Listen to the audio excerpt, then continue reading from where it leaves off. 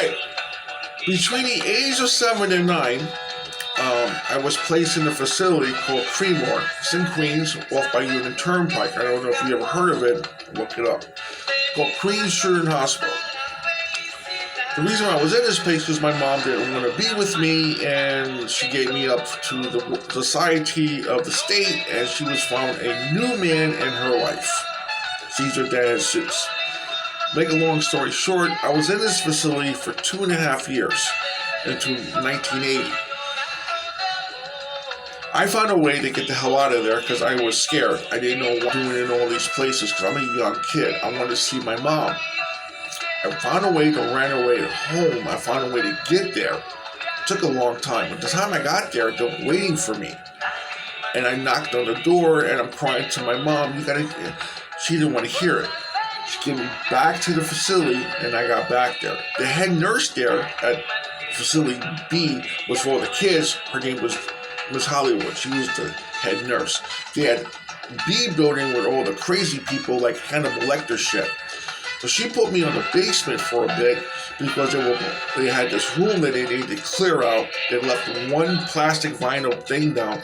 They put a metal chair in there with straps and a speaker. When I got in there, they gave me a shower. They strapped me to the thing and they had this metal big bowl with a big block of ice hovering underneath my feet, about so inch. On one side, it was 300 to 400 milligrams of Thorazine. Let me explain this again. They had a bag of Thorazine and a bag of water going in 2 of my arms. When I'm strapped to this metal chair in this white room, you know what a white room is, right? It's like the bathroom I'm in now, but much smaller. One day, my mom wants to see me. She hasn't seen me or heard from me for a bit. They let me out, and I'm sitting there in what they call the activities room, and I'm like trying to open up this graham crackers, and my stepdad's yelling at me, and I turned my head to him like I wanted to rip his head off.